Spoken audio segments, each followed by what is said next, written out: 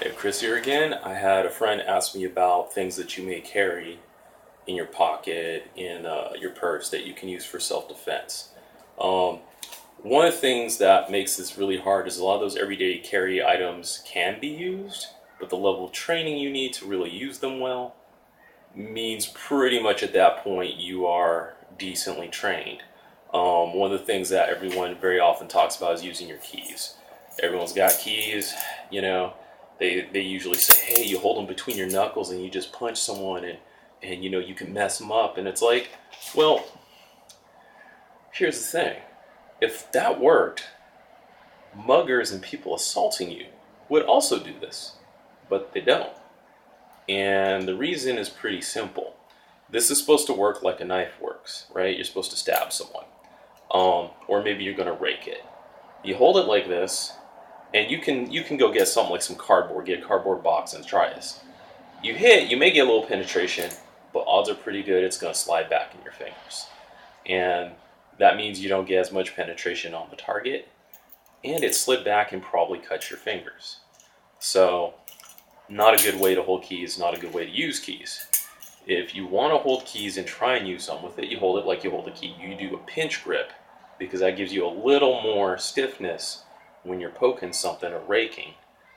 But still, the same problem is you're trying to stab with something that's only a little sharp. It's not really sharp. And so that makes it hard to do. So, keys are not exactly a great thing. Now, here comes the other part of that. Keys, because you use them like a knife, has some of the drawbacks that a knife would have, which is you need training. It's not like you need. I mean, anyone can try and stab someone with something. They do that. There's people out there trying that every day. But the fact is, if you want to be effective, then you kind of have to start figuring out, well, how do I get past someone's defenses when they expect you to be fighting back? How do you do something that's actually going to hurt them to make them stop? Because the reality is, a lot of people get stabbed. They don't even realize they've been stabbed. It hurts, but not enough to make them stop. The ways that knife works is that it either has to do enough muscle damage or blood loss to get a person to stop. And to do that, that's where you need training. There's also the other fact that at the point when you are doing enough damage, such as you got them in the eye or the neck or somewhere where it's really going to count and you aren't trained, it's going to be a harder case to make in terms of self-defense, even if you are in the right. So, key is not exactly a great choice. People also talk about like, well, you can use a pen, and I'm like, yeah, you can use a pen. You can probably get someone, and it's going to hurt. Pen's probably going to break after one or two attempts because unless you got a metal pen, that might last a little longer. But again, gotta stab them. Gotta stab them where it counts.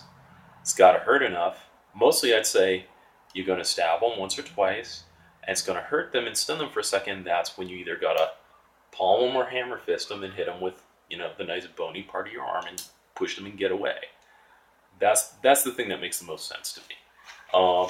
You'll see sometimes they will sell these little metal sticks. They're about the size of a pen that attach to your keychain, and you'll see videos where people are like, folding up someone's wrist, put it between their fingers, and stick them in the neck, and pressure point. But the amount of training you need for that, you might as well be trained. At that point you're dangerous with your hands, even without that. And the thing is, those sticks are very light. They're always made out of like titanium or aluminum. They're very light, so there's not like a lot of weight to them. So all the force you're getting from a hit is from your own body. Whereas that flashlight, it's got weight to it. If you're not trained, you're not really going to take time to go get trained. Something heavy is always going to do something. As long as you can impact on something, weight matters. You don't need a huge flashlight. I mean, those work. We see security guards and police officers use those. But, for your normal everyday life, you get a small one, it's still going to do a lot. So that's my recommendation in terms of everyday stuff. Obviously, once you're trained, you can start looking up. There's like videos and all kinds of training on how to use normal everyday stuff. I've seen people unfold their wallets and slap it across someone's eyes. Someone took sunglasses and stuck someone in the face with them.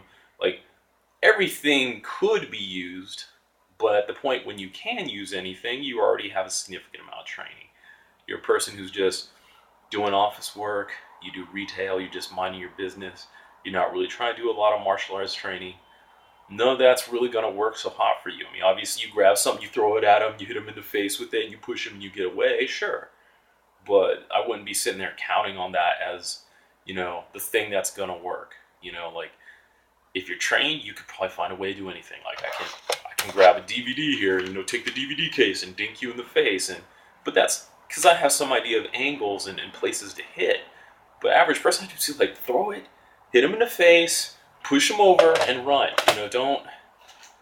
Don't expect it to be something where an everyday carry device is going to do a ton for you if you don't know the training. And that's true even if you have a weapon. If you have something that is actually designed for self-defense, you still need to practice with it. Otherwise, you may not get out in time, you may not hold it right, you might drop in the middle of, when you actually make contact. So, everyday stuff can be used, but the ability to use it requires so much training beforehand that you get limited use of it.